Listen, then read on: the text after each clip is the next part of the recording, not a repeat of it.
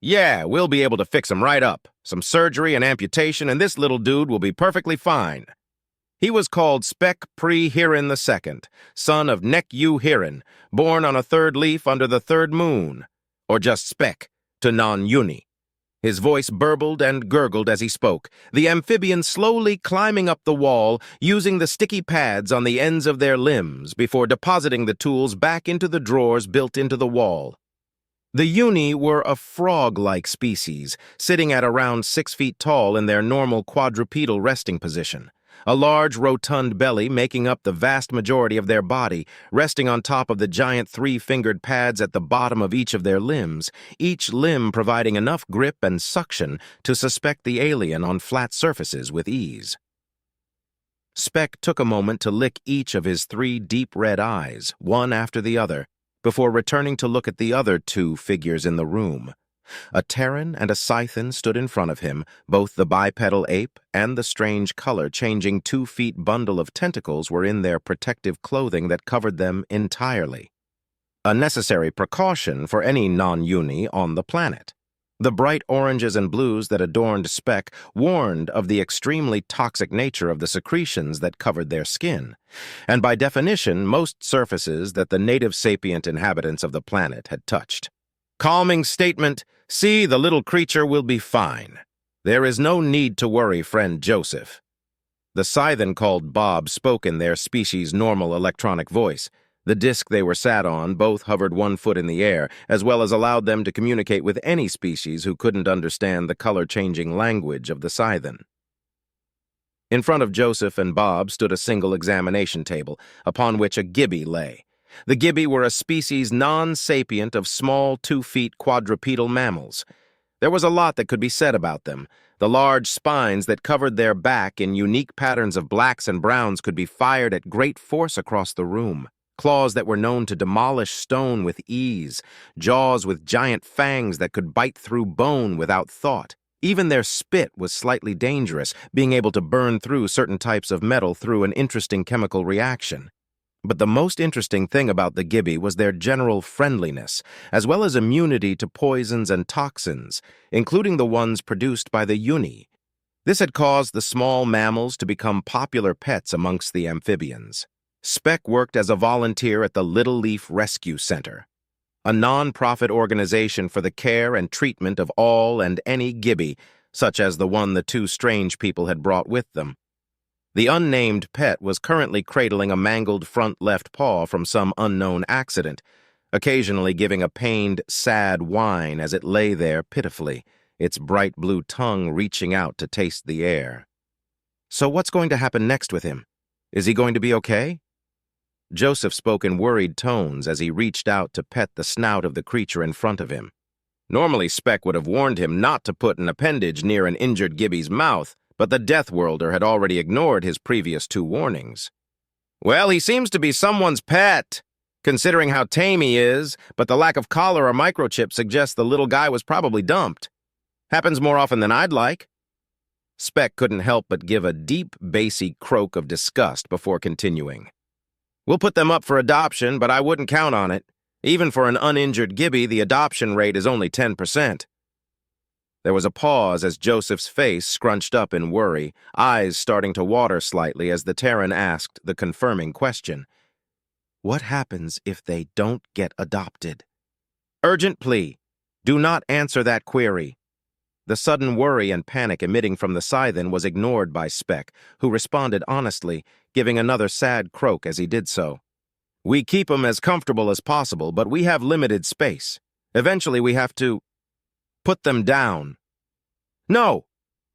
The reaction from Joseph was immediate, protectively wrapping his arms around the gibbie, only barely avoiding being speared by its spines, holding it close as it nuzzled into the chest of the Terran, blue tongue gently licking Joseph back. "How do I adopt him?" Joseph said it without thought, an immediate decision being made in his head without regard to the consequences, causing the Scythian much alarm. "Disagreeing panic. You can't just decide that. That captain will be displeased if I let you bring an unauthorized pet onto the ship. But if I don't, Stumpy will die." The tentacles of Bob turned the gray of defeat, slumping over in acceptance and defeat. They knew they couldn't do anything about it. As soon as a Terran gave something a name, it was game over. The bonding had already been completed. Spec used that pause to interject. Legally, I just need some form of ID and a 200 credit payment. I also must legally inform you that if you can't handle Stumpy, there are no refunds if you return him. Joseph seemingly didn't care, continuing to focus entirely on the injured Gibby in his hands as he provided the correct payment and signed the correct papers over the next few minutes. That doesn't matter, doesn't it, my little Stumpy? I'm never letting you go. We're going to get you fixed up, then we're going to be best of friends, aren't we? Spec couldn't help but give a high-pitched croak of joy as he processed the paperwork and scheduled the surgery. The Uni had never met a Terran before, even though his species was technically allied with the strange apes. Most non-Uni didn't venture onto their home planet due to the toxicity of the natives. Spec had heard a lot of things about the Terrans, how they were dangerous predator deathworlders, how they were chaos personified. Seeing this one continue to fuss over the Gibby seemed to be a far different tale to the stories of insanity and strength he had heard. So I've scheduled in Stumpy for surgery in 33 hours. Just gotta wait for our normal volunteer surgeon to get here. I'll keep him comfortable and pain-free during that time. You should be able to pick him up in 2 days' time. Thanks for this. Seeing these guys find a happy new home is why I do this, no matter how little it happens. Once again, Joseph gave a frown, staring worriedly at Spec as the implication of what that meant sunk in. Does that mean you've got a lot of Gibbies here that need adopting? The Uni gave another sad croak in the affirmative. We've got about 1,800 of them in the back. Medical conditions, injuries, sometimes just ones with an unpopular color scheme on their spines. A lot of times it's for safety reasons. An injured Gibby is more likely to be dangerous. Almost as if to highlight the point, Stumpy gave a sneeze, a handful of spines shooting from his back and embedding a few inches into the metal walls. This didn't seem to worry or scare Joseph, who instead started to reach for his payment card once again. Stern statement, no! The electronic voice of the Scythen interrupted the Terran, a stern voice that seemed to try and stop the insanity of what Joseph wanted to do before it had even started. But if I don't do it, they will die. Stern statement, no. I will go back there and give every single one of them a name and then... Stern statement, no, we do not have the space, funds, or ability to adopt 1,800 of these creatures. Spec watched this interaction worriedly, anxiously licking each of his 3 eyes once again before asking for clarification. You're not suggesting that the Terran was about to adopt all of them? Explaining exasperatedly, yes, he was, because friend Joseph is an idiot. The Terran in question was now decidedly deciding to sulk, regardless of the impossibility of what he wanted to actually do, crossing his arms and scowling as he did so. Fine, can we at least make a video about it? See if we can get anyone else to adopt some of them? Hurinkar Spreen V, daughter of Yusha Spreen, born on the first pebble in the 12th stream, or just Hurin to non-Uni, was very confused as she approached the rescue center. She had gotten a call about an upcoming surgery she was about to do, an amputation for a Gibby, one who had already, against all odds, been adopted out.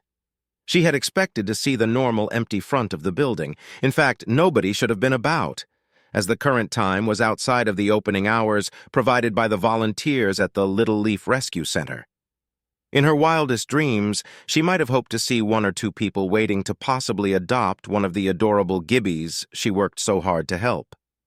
Instead, there was a steady stream of Terrans, a good 20 or 30 of them approaching the front door, each one seeming to take a moment to read a posted sign, a handful of them attempting to try the locked door before walking away. Hurin didn't have anything against Terrans per se, although any species that both ate meat and came from a death world probably was bad news. Slowly, she made her way through the crowd, avoiding touching them as much as possible with her bright black and yellow toxic skin, eventually hopping over to the front door to read the sign that had been handwritten in both Uni and Terran English. No more adoptions left. Go to Pebblestone Refugee at FFP 494 PPA, thank you. That couldn't be right. There had been over 1,800 Gibbies under their care last time she had checked 3 days ago. Maybe they'd get 10, 20 adoptions done in a good month. There was no way they had gotten rid of all of their rescues in this short period of time. Quickly, Hurin unlocked the door, locking it behind them as they walked into the front lobby, which looked like a bomb had gone off. Documents and leaflets about Gibby care lay scattered, chairs and lamps were knocked over, and the floor looked like 1,000,000 people had walked inside at some point.